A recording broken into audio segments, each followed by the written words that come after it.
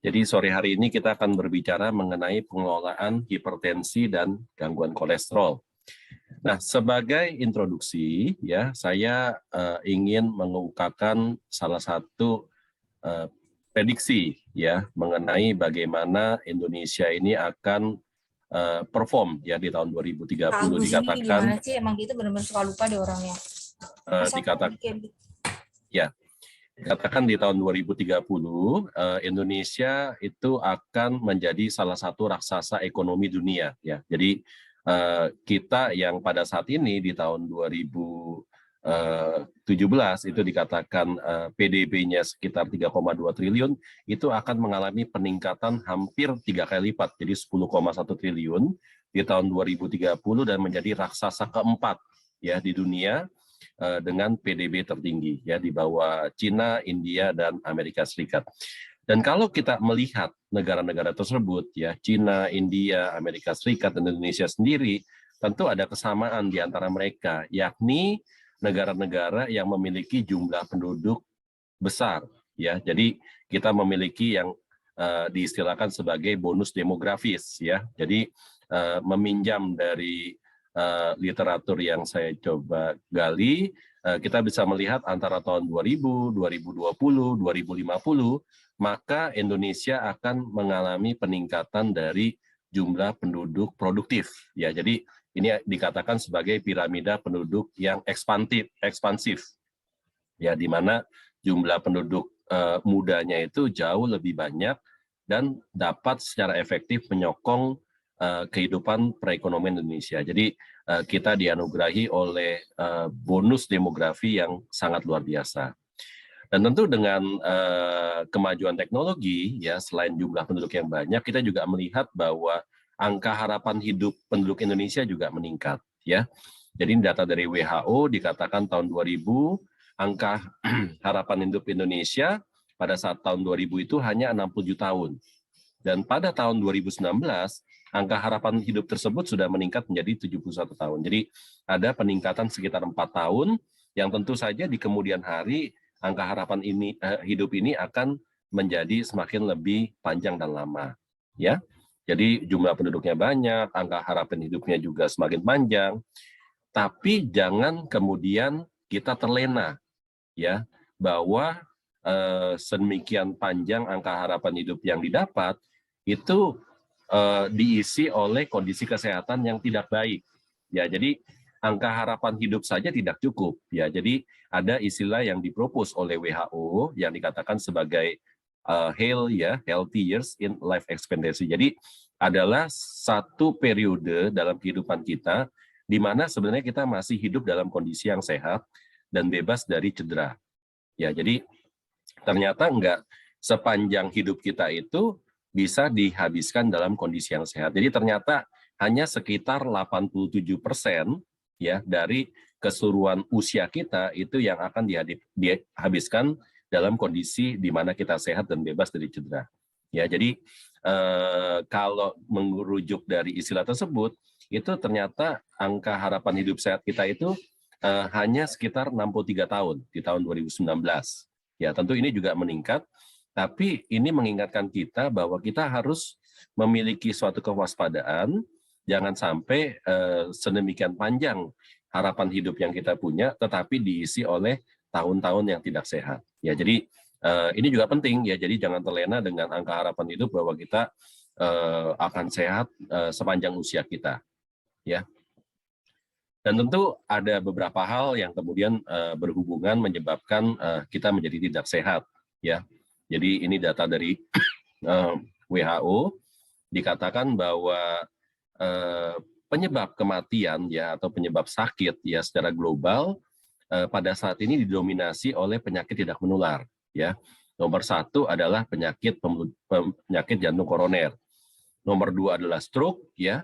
Kemudian di peringkat bawahnya itu adalah penyakit-penyakit seperti PPOK, ya penyakit paru obstruktif kronik, kemudian cancer, ya Alzheimer, ya diabetes, gangguan ginjal dan sebagainya, yang merupakan penyakit-penyakit degeneratif, ya artinya penyakit yang berhubungan dengan bertambahnya usia seseorang, ya artinya kalau misalnya kita lihat kematian akibat infeksi paru, ya tentu ini bisa didapat oleh orang yang muda dan juga yang tua, tetapi berbeda dengan penyakit-penyakit degeneratif yang umumnya hanya terjadi pada orang-orang tua. Ya, jadi tadi ya bagaimana kemudian kita bisa hidup ya tidak hanya panjang umur tapi juga berkualitas, itu adalah dengan bagaimana kita juga bisa mempertahankan kondisi kehidupan kita bebas dari penyakit-penyakit tersebut. Ya. Nah, mengapa kemudian kita bisa terancam untuk mengalami sakit? Ya, ini adalah data yang saya ambil dari profil kesehatan Indonesia tahun 2019. Nah, dikatakan ya dari segi makanan ya bahwa pengeluaran tertinggi ya dari rata-rata penduduk Indonesia itu dihabiskan nomor 1 adalah untuk makanan instan ya, makanan dan minuman jadi. Ya, jadi ini juga salah satu keprihatinan kita bahwa banyak masyarakat kita itu yang belum sadar untuk menempatkan porsi makanannya kepada porsi makanan yang sehat. Ya, jadi nomor 1 itu adalah makanan instan, makanan jadi. Kemudian nomor 2 adalah rokok dan tembakau. Ya, jadi ini juga masih merupakan PR buat kita, di mana kita yakini bahwa faktor-faktor tersebut berhubungan dengan kemungkinan terjadinya komplikasi atau munculnya penyakit degeneratif yang lebih tinggi. Kemudian kita juga mesti melihat ya bahwa data yang kita dapatkan ya mengenai obesitas ya itu semakin meningkat prevalensinya dengan kita semakin maju ya. Jadi semakin bertambahnya usia negara kita, ternyata perubahan dari pola obesitas di masyarakat juga berubah ya, bahwa pada saat ini hampir 1 dari 4 atau 1 dari 5 penduduk dewasa di Indonesia itu masuk dalam kategori obesitas. Jadi ada obesitas, pola kehidupan yang tidak sehat, itu membuat kesehatan kita terancam untuk kemudian kita bisa mengalami kondisi-kondisi penyakit degeneratif. Ya, tadi disampaikan penyakit jantung koroner, ya, atau penyempitan dari pembuluh darah di jantung kita. Ya, jadi kalau ada penyempitan di pembuluh darah jantung, sebagaimana kita lihat di gambar, tentu ini akan menyebabkan suplai nutrisi, oksigen dan lain sebagainya ke jantung menjadi terganggu, ya, sehingga kualitas dan kemampuan dari jantung itu sendiri akan terganggu. Jadi kalau misalnya ada seorang yang mengalami penyakit jantung koroner, kemudian dilakukan otopsi, ya kita akan melihat bahwa pembuluh darahnya itu hanya menyisakan sebagian kecil dari ruangan yang masih terbuka. Ya, jadi sebagian besar dari sisa pembuluh darahnya itu sudah tertutup oleh penyumbatan. Ya, ini yang disebut sebagai plak aterosklerosis. Ya, nah tentu kemajuan teknologi manusia pada saat ini sudah memungkinkan untuk kemudian plak tersebut dibuka dengan melakukan intervensi secara endovaskuler ya. Jadi dimasukkan semacam wire ya, probe ya. Kemudian kita deploy ya, ini yang namanya stent ya, di Indonesia dikenal sebagai ring. Kemudian kita tinggalkan ringnya untuk menjaga diameter dari pembuluh darah jantung itu tetap terbuka ya. Dan ada alternatif lain untuk kondisi-kondisi yang lebih advance di mana penyumbatannya sudah sedemikian rupa sehingga pada pasien tersebut itu dibutuhkan untuk dilakukan operasi bypass. Jadi ini contoh ya di layar sisi sebelah kiri ya.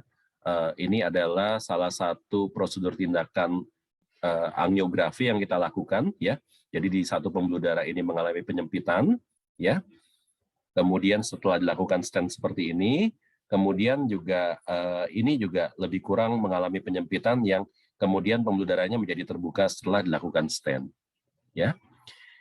Nah, stent itu tentu juga tidak terbatas hanya bisa dilakukan pada jantung ya, karena penyumbatan itu seyogyanya bisa terjadi pada setiap pembuluh darah yang ada dalam tubuh kita ya. Jadi bisa terjadi di otak yang namanya stroke ya, atau di bagian-bagian tubuh yang lain. Jadi ini juga salah satu contoh kasus yang saya pernah dapatkan di mana penyumbatannya itu terjadi di usus.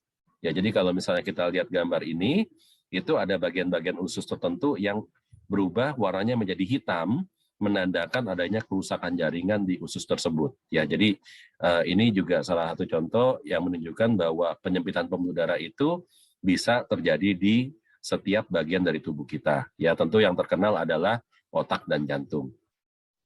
Nah, kembali ke pasien ini, kalau misalnya kita lihat itu mengalami juga penyempitan, ya, penyempitan di salah satu pembuluh darah utama di otaknya, yang kalau di rumah sakit Pondok Indah Purinda dan di grup rumah sakit yang lain, kita bisa melakukan stenting, ya, angioplasti, ya, seperti ini. Jadi ini adalah gambar di mana pembuluh darah yang menyempit tersebut, ya, dan sesudah dilakukan stenting atau angioplasti. Jadi kaliber dari pembuluh darahnya itu bisa menjadi lebih lebar, ya.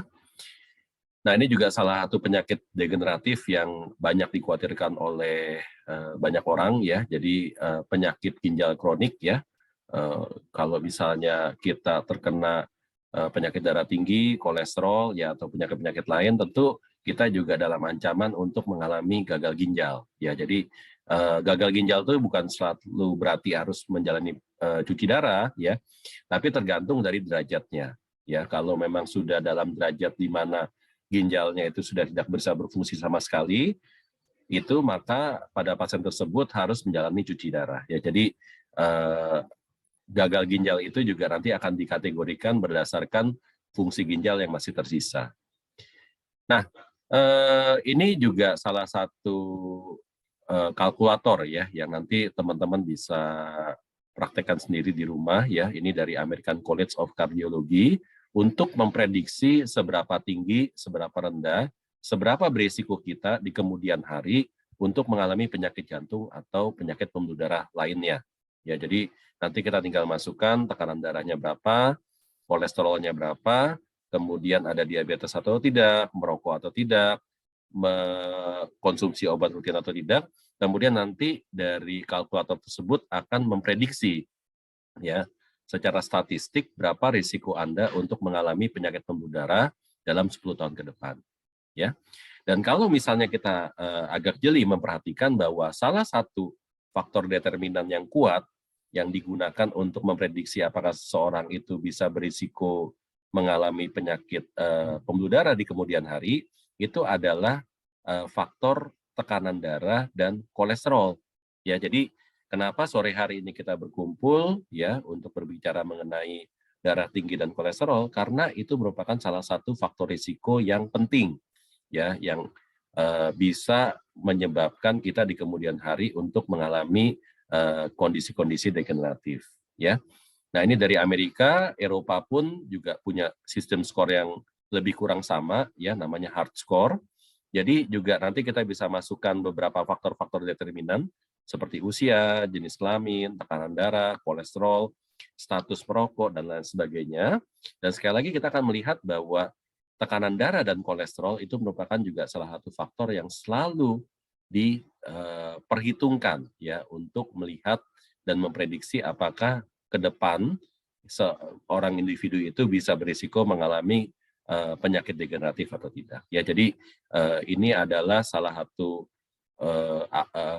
kondisi yang secara aktual ini didapatkan oleh kita mengancam dan bisa memberikan risiko kesehatan tertentu untuk mereka yang mengidapnya, ya. Nah, sekarang kita akan berbicara mengenai hipertensi, ya, atau darah tinggi, ya. Jadi tekanan darah di dalam tubuh kita itu merupakan salah satu resultante itu dari dua faktor. Yang pertama adalah kerja jantung, yang kedua adalah faktor pembuluh darah, ya.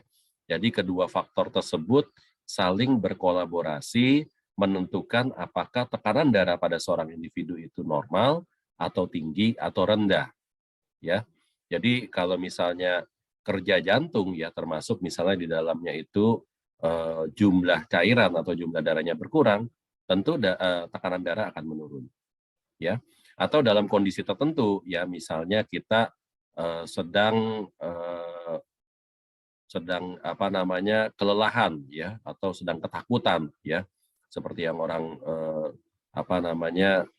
tahu secara umum, misalnya pembuluh darahnya melebar, ya, seperti kali yang melebar, tentu alirannya akan menurun, ya, dan itu juga bisa menyebabkan tekanan darah menurun. Jadi banyak faktor yang menentukan berapa tekanan darah seseorang itu ditentukan. Jadi ada faktor jantung dan faktor dari pembuluh darah. Nah, fakta-faktanya yang terkait dengan tekanan darah tinggi, ini kita bisa melihat bahwa ternyata ya hampir 1,13 miliar penduduk dunia itu mengalami darah tinggi. Ya, itu berarti 1 dari 5 wanita atau 1 dari 4 laki-laki.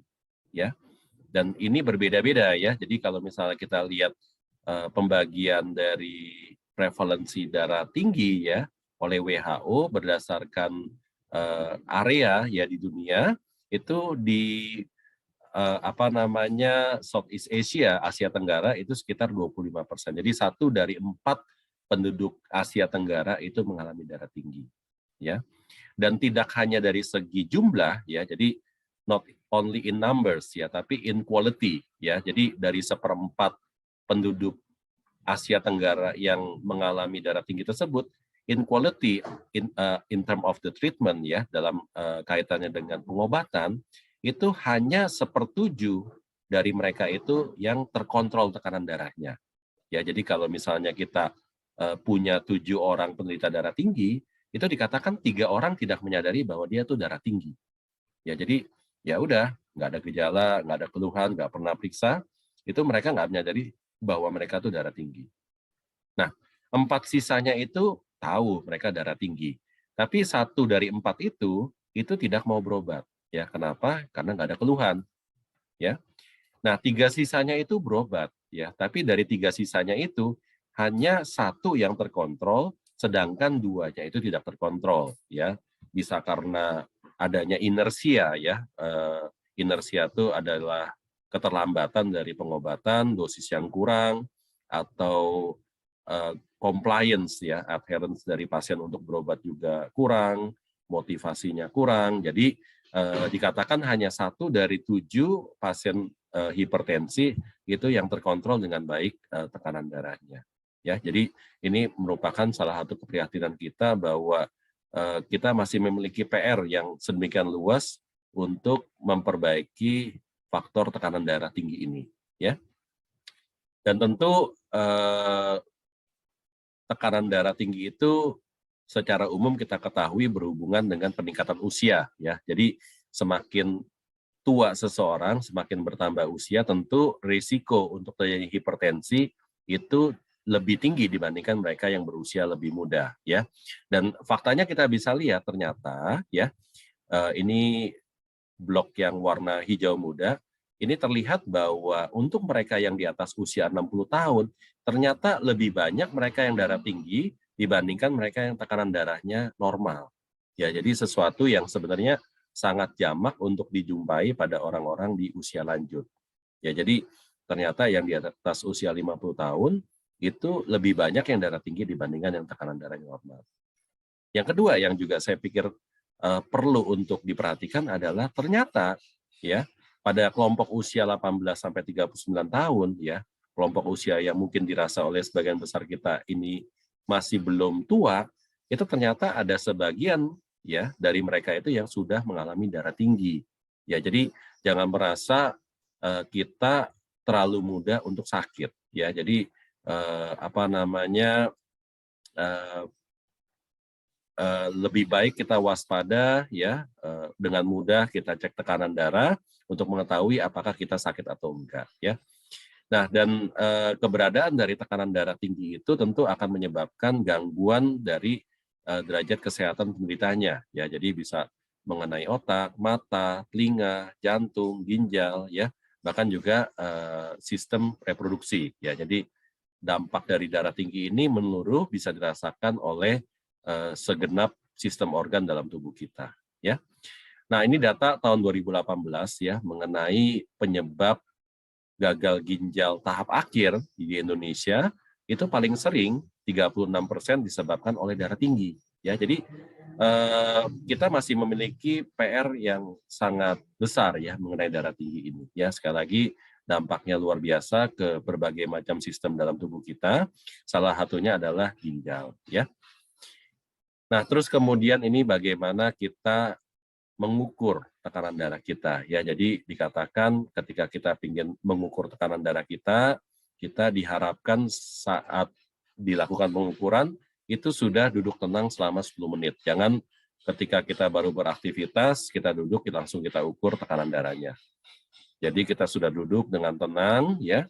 Kemudian kita tempatkan, ya, ini namanya manset. Mansetnya itu sejajar dengan jantung. Kemudian kita ukur, ya, dalam kita posisi duduk atau berdiri sebenarnya, duduk atau tiduran. Ya, jadi kalau di ruang praktek dokter mau ditensi juga boleh sepanjang tangannya itu sejajar dengan jantung kita, ya. Dan dianjurkan bahwa pengukuran tekanan darah itu tidak hanya dilakukan 1 kali, ya. Jadi sebisa mungkin untuk dilakukan 2-3 kali atau secara harian dilakukan oleh pasien secara mandiri di rumah. Ya, jadi sekarang alat pengukur tekanan darah itu sudah bebas tersedia banyak di masyarakat, jadi bisa kita pergunakan untuk mengukur tekanan darah harian. Ya, jadi pagi berapa, sore berapa kita catat dan kita akan melihat trennya. Ya, karena begitu memang kita mendiagnosis darah tinggi, itu komitmennya akan seumur hidup. Ya, jadi mendiagnosis pun tidak dengan mudah, ya, baru sekali diukur langsung divonis darah tinggi, nggak juga seperti itu. Ya, jadi 2 atau 3 kali kunjungan ke dokter dalam interval 1-4 minggu, tekanan darahnya persisten tinggi, baru kita diagnosis sebagai darah tinggi dan pengobatan dimulai. Ya, dan patokan tekanan darah dikatakan tinggi itu kalau di atas 140/90. Jadi di bawah itu belum darah tinggi, ya, di atas itu darah tinggi, dan kita bisa menstratifikasi, ya. Jadi ada tekanan darah tinggi yang ringan, sedang, dan berat. Ya, jadi ini nanti saya kira porsinya dokter bisa dilihat, ya, kategori-kategori dari tekanan darah tinggi untuk distratifikasi ringan, sedang, atau berat. Nah, ini kiat-kiat, ya, apa yang masyarakat umum bisa lakukan, ya, ketika dihadapkan dengan kondisi darah tinggi, ya. Dikatakan ketika kita berolahraga, ya, lebih dari 30 menit, ya, setiap hari, dalam hari-hari yang banyak di dalam setiap minggu, itu kita bisa mengurangi tekanan darah 4-9 mm air raksa. Ya. Ketika kita mengatur pola makan kita, itu kita juga bisa menurunkan tekanan darah 8-14 mm air raksa. Ya. Kalau kita kurangin garam, kita kurangin konsumsi alkohol untuk mereka yang mengkonsumsi alkohol, itu juga bisa mengurangi tekanan darah. Dan tentu ini salah satu yang signifikan, ya, terkait dengan berat badan.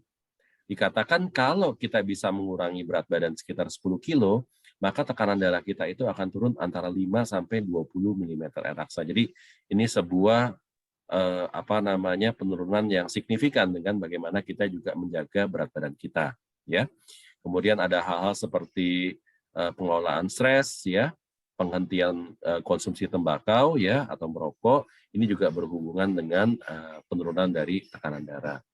Nah, kembali ke diet, ya, apa yang kemudian dianjurkan untuk dikonsumsi pada pasien-pasien dengan darah tinggi, itu adalah dengan memperbanyak kandungan serat di dalam porsi makan kita, ya. Jadi kalau secara teknis itu disarankan misalnya untuk mengkonsumsi biji-bijian, ya, sereal, sayuran, buah, dan jus. Tetapi kata kunci dari ketiga spektrum makanan tersebut adalah serat sebenarnya. Ya, jadi biji-bijian, ya, nuts, ya, kemudian juga sayur-sayuran, buah, dan jus, ya.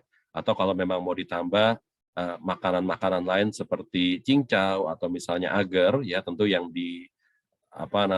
dibuat tanpa menggunakan gula, itu akan sangat baik sekali untuk membantu kita menurunkan tekanan darah. Ya, jadi ini adalah anjuran-anjuran yang bisa kita lakukan, ya, secara mandiri untuk menurunkan tekanan darah. Ya. Nah, berlanjut kita ke pembahasan mengenai kolesterol, ya. Jadi kolesterol itu apa sih, ya? Mengapa harus diobati, ya? Berapa target pengobatannya, dengan cara apa kita mengobati? Kita akan bahas, ya. Jadi kita tahu, ya, bahwa lemak itu tidak bercampur dengan air, ya. Jadi untuk kemudian lemak dalam tubuh kita itu bisa beredar, ya, ke sana kemari, itu tentu harus dibawa oleh satu protein pembawa, ya. Jadi intinya adalah itu, ya. Makanya tubuh kita itu kemudian merancang suatu teknis-teknis tertentu bagaimana lemak itu bisa dibawa ke sekujur tubuh. Salah satunya adalah dengan memasukkan lemak itu ke dalam satu kompleks yang namanya kompleks lipoprotein, ya. Jadi bentuknya seperti ini. Ini adalah sebuah kompleks lipoprotein, ya. Jadi ada bagian kulit, ada bagian inti. Nah, lemaknya itu ditaruh di bagian inti. Ya, jadi ketika dalam bentuk seperti ini, lemak itu bisa dibawa kemana-mana. Ya, jadi bisa dibawa beredar ke dalam hati, ke pembuluh darah, ke otak dan lain sebagainya. Karena sekali lagi lemak itu tidak bercampur dengan air. Ya, jadi untuk dibawa dia harus dikemas dalam satu kompleks tertentu yang namanya lipoprotein.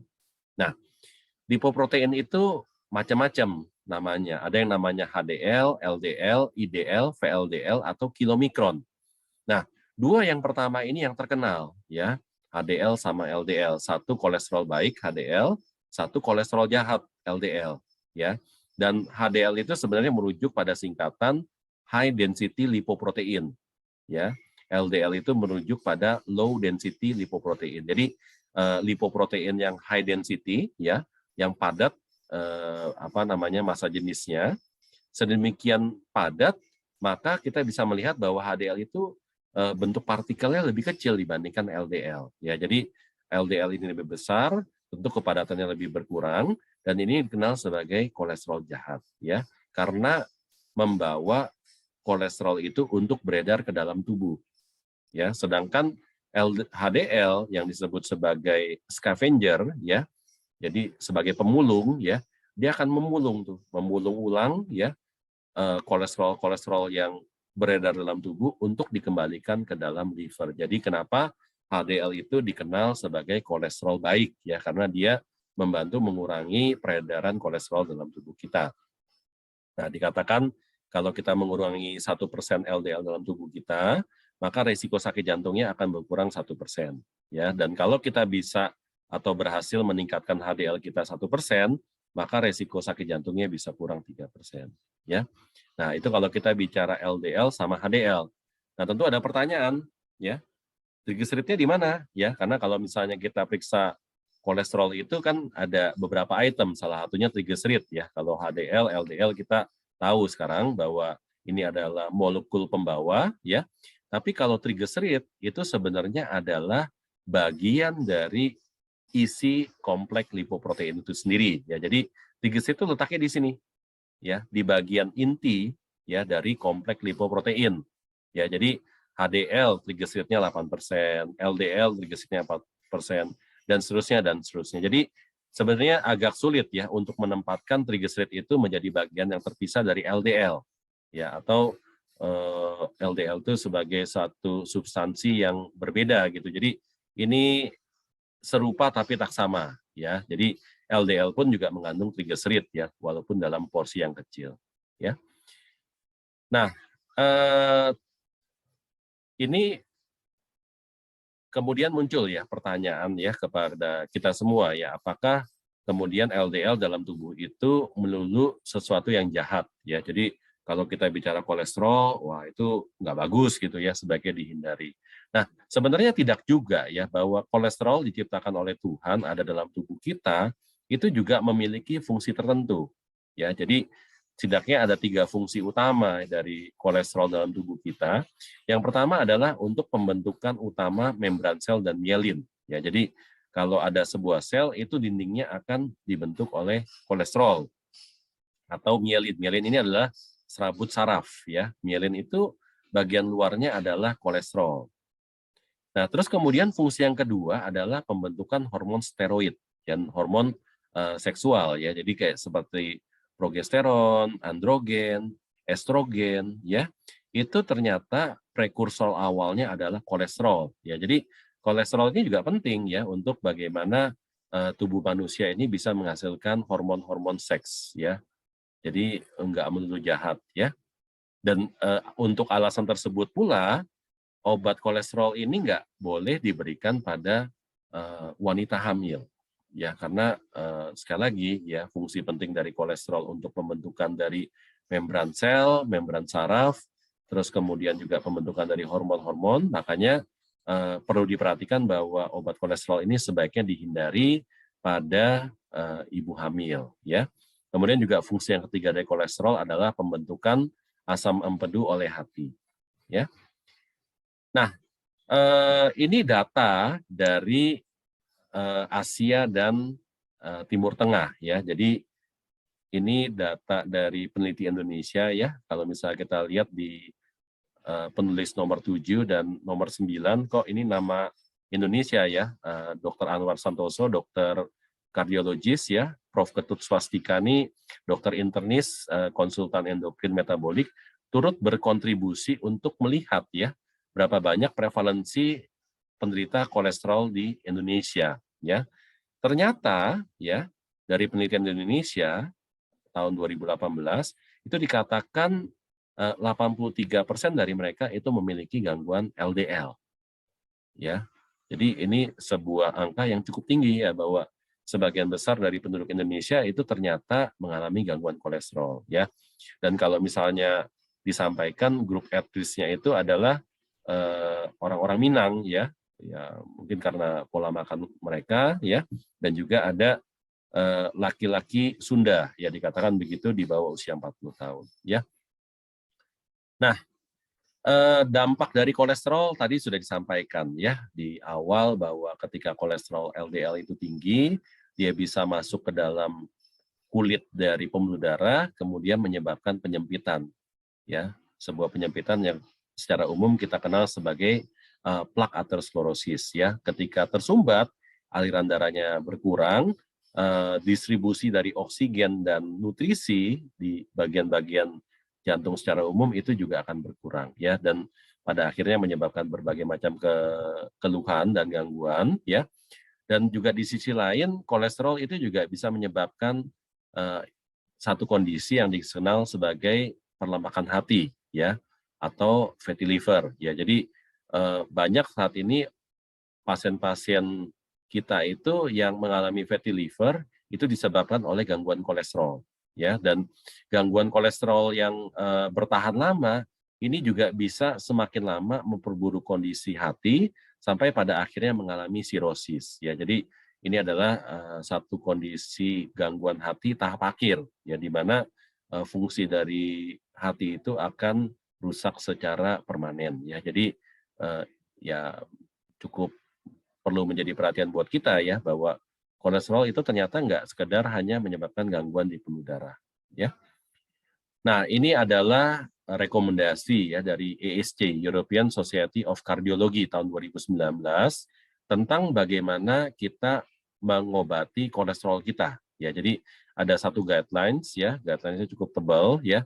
Tapi apa yang kita bisa rangkum adalah ketika seseorang itu menderita kolesterol ya, itu secara paripurna kita juga harus mengobati pasien tersebut ya. Jadi kita bisa lihat ya di tabel ini bahwa target tujuan terapi pada pasien-pasien gangguan kolesterol dalam rangka untuk memperbaiki risiko penyakit jantung koroner adalah untuk melakukan pendekatan secara holistik ya. Jadi nggak sekedar cuman kolesterolnya diobati, tapi juga parameter-parameter lain ya, seperti misalnya kehidupan sosial kita ya, misalnya kalau nggak merokok disarankan stop merokok, pola diet kita seperti apa, olahraga seperti apa, berat badan harus ditarget serendah seperti apa, kemudian tekanan darah, kolesterol, gula darah, dan sebagainya. Jadi ini adalah salah satu pendekatan paripurna untuk bagaimana seseorang itu bisa menjadi sehat ya.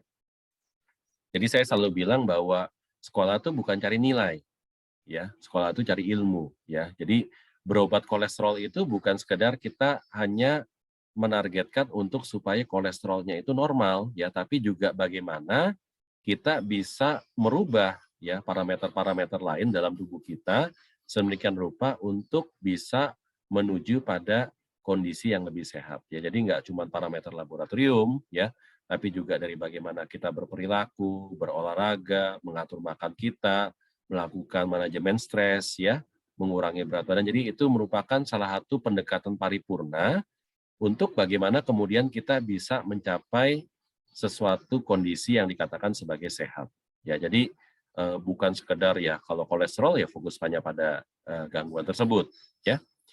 Nah, dari segi makanan ya, kita disarankan untuk mengurangi minyak-minyakan ya. Jadi minyak yang saturated atau minyak yang trans ya, itu dianjurkan untuk dihindari. Dan ini caranya banyak ya. Misalnya dengan kita lebih banyak mengkonsumsi makanan-makanan yang dikukus, direbus, di-bake, di-roast ya, dipanggang artinya ya, dibakar juga sebenarnya salah satu pendekatan atau model masak yang juga cukup bagus.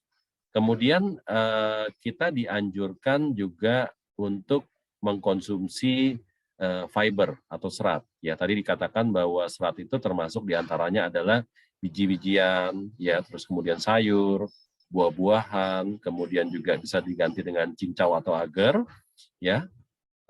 Kemudian kita juga bisa menambahkan lemak yang baik, ya. Jadi lemak baik itu bisa misalnya kita dapatkan dari minyak ikan, ya. Terus kemudian ada oil-oil lain ya, sekarang misalnya seperti canola oil ya, terus kemudian kayak sunflower oil ya. Jadi banyak ada minyak-minyak lain ya. Tentu minyak itu juga sebaiknya tidak digoreng ya, karena kalau digoreng ya sama juga akan rusak ya ikatan partikelnya yang tadinya unsaturated jadi saturated fat. Ya, jadi minyak itu biasanya kita anjurkan untuk dikonsumsi sebagai dressing misalnya pada salad ya. Atau kita masak tanpa minyak ya. Sekarang ada alternatif ya bagaimana kita bisa memasak tanpa minyak ya. Kemudian dipanggang ya, bake atau roast atau di grill ya, itu juga lebih baik ya. Jadi ini rangkuman ya bagaimana kita sebaiknya mengatur porsi piring kita ya, apa yang seharusnya ada ya. Tentu juga di luar itu bagaimana kita bisa mengurangi tepung-tepungan. Ya, jadi tepung itu atau manis itu nggak selalu berasal hanya dari gula atau dari nasi, ya, tapi juga dari bentuk karbohidrat yang lain, misalnya seperti roti, mie, bihun, kue tiaw, singkong, ubi, jagung, kentang. Ya, jadi itu juga karbohidrat yang ketika kita konsumsi itu akan memberikan sumber gula yang cukup tinggi, ya, sehingga kita dianjurkan lebih untuk banyak mengkonsumsi seperti beras merah, ya, atau gandum, ya. Itu yang dikatakan sebagai whole grain. Ya, jadi biji-bijian itu sebaiknya dikonsumsi sebagai whole grain. Jadi beras itu bersamaan dengan kulit arinya, yaitu beras merah, ya, atau ada beras basmati, ada beras India, beras coklat, beras hitam, ada banyak jenis-jenis beras yang lain. Yang intinya adalah tidak hanya bijinya, tidak hanya berasnya, tapi juga bersamaan dengan kulitnya. Jadi grain as a whole, ya, itu yang dianjurkan. Terus kemudian juga cooking prosedurnya juga seperti yang dianjurkan, bisa grill, bisa boil, bisa kukus ya. Jadi banyak alternatif yang saya kira juga tidak menurunkan derajat kelezatan dari makanan yang kita konsumsi ya.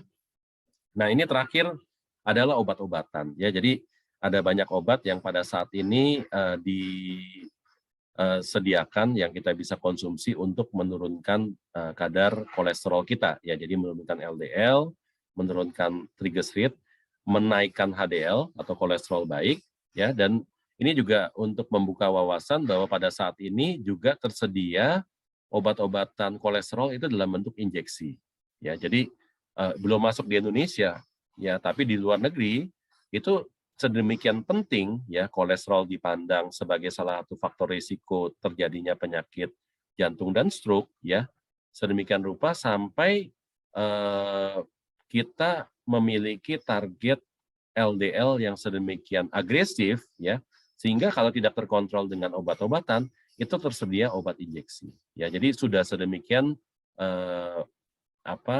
tingginya ya concern dari dunia kedokteran terhadap LDL ya, dan sedemikian agresif sebenarnya dokter pada saat ini mengobati pasien-pasien dengan gangguan kolesterol. Saya pikir itu yang saya bisa sampaikan pada sore hari ini. Saya kembalikan ke Ibu Dila untuk kemudian kita masuk ke sesi tanya jawab. Terima kasih ya banyak atas perhatiannya.